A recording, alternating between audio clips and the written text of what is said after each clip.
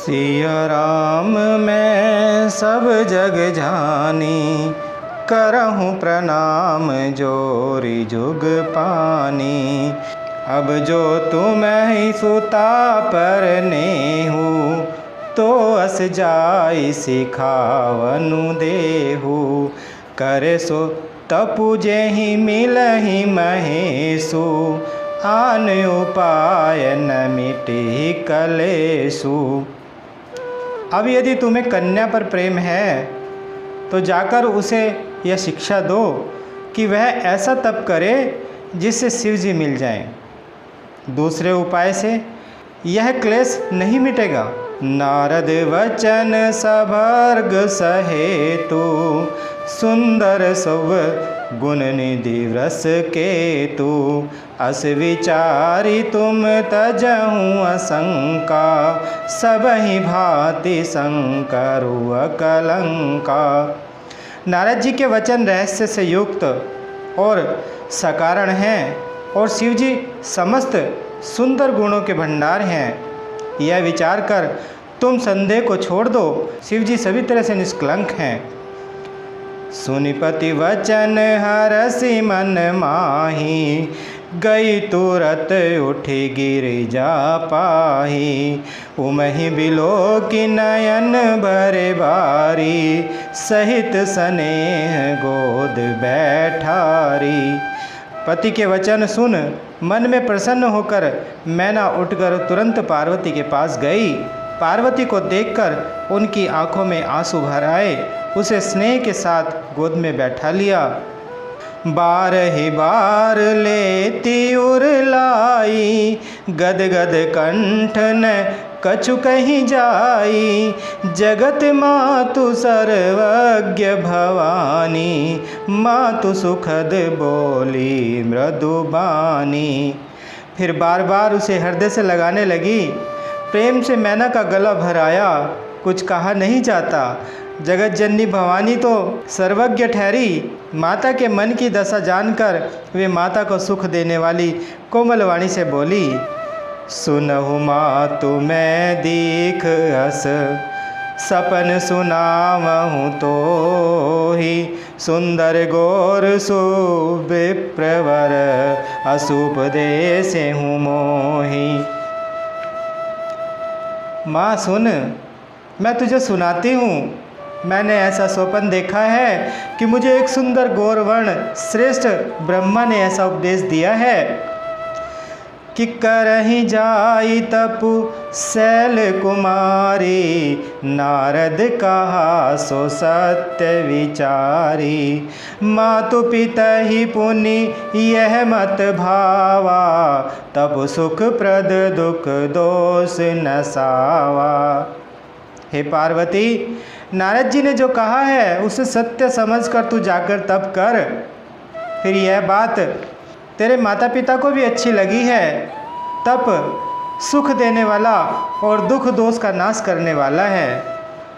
तप बल रचई प्रपंच विधाता, तप बल विष्णु सकल जग त्राता। तप बल शंभु करई संहारा, तप बल से सुधरई मही धारा। तप के बल से ही ब्रह्मा संसार को रचते हैं और तप के बल से ही विष्णु सारे जगत का पालन करते हैं। तप के बल से ही शंभु अर्थात रुद्र रूप जगत का श्रृंगार करते हैं और तप के बल से ही शेष जी पृथ्वी का भार धारण करते हैं। तप आधार सब सृष्टि भवानी, करहि जाई तपु अस जिय जानी।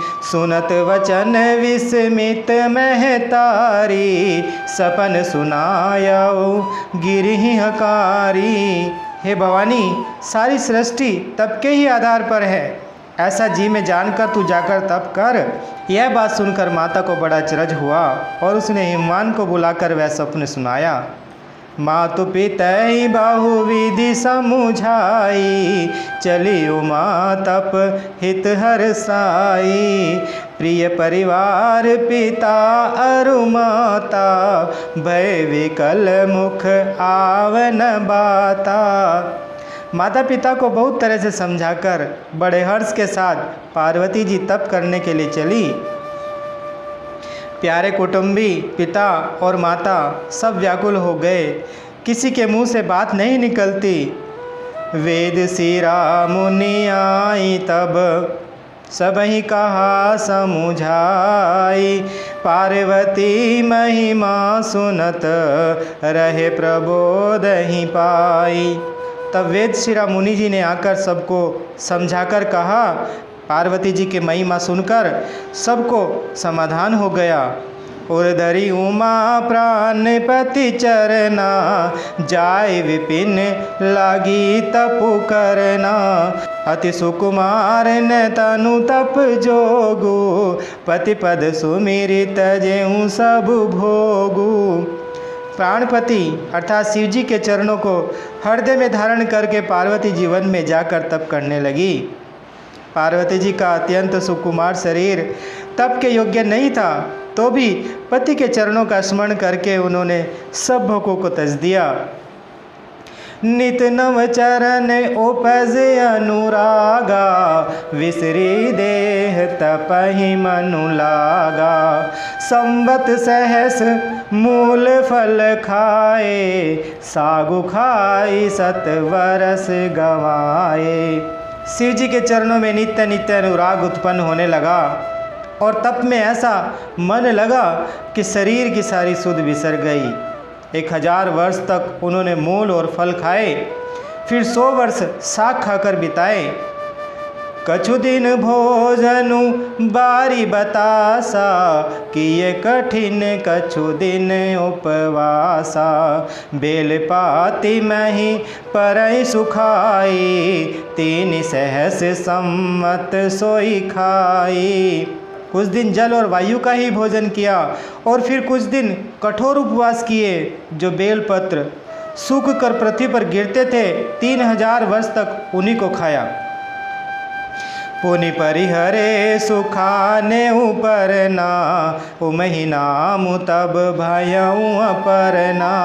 देखी उमहि तप खीन शरीरा, ब्रह्म गिरा भय गगन गभीरा। फिर सूखे पर्ण अर्थात पत्ते भी छोड़ दिए, तभी पार्वती जी का नाम अपर्णा हुआ। तब से उमा का शरीर क्षीण देखकर आकाश से गंभीर ब्रह्मवाणी हुई कि भयऊ मनोरथ सुफल तव, सुनु गिरिराज कुमारी। परिहरि दुसह कलेश सब, अब मिली है त्रिपुरारी। हे पर्वतराज की कुमारी सुन, तेरा मनोरथ सफल हुआ।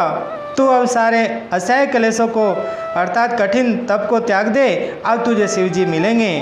मंगल भवन अमंगल हारी, द्रवहु सुदशरथ अजर बिहारी। बोलिए श्री रामचंद्र भगवान की जय। बोलिए माता सीता जी की जय। बोलिए श्री बजरंग बली भगवान की जय।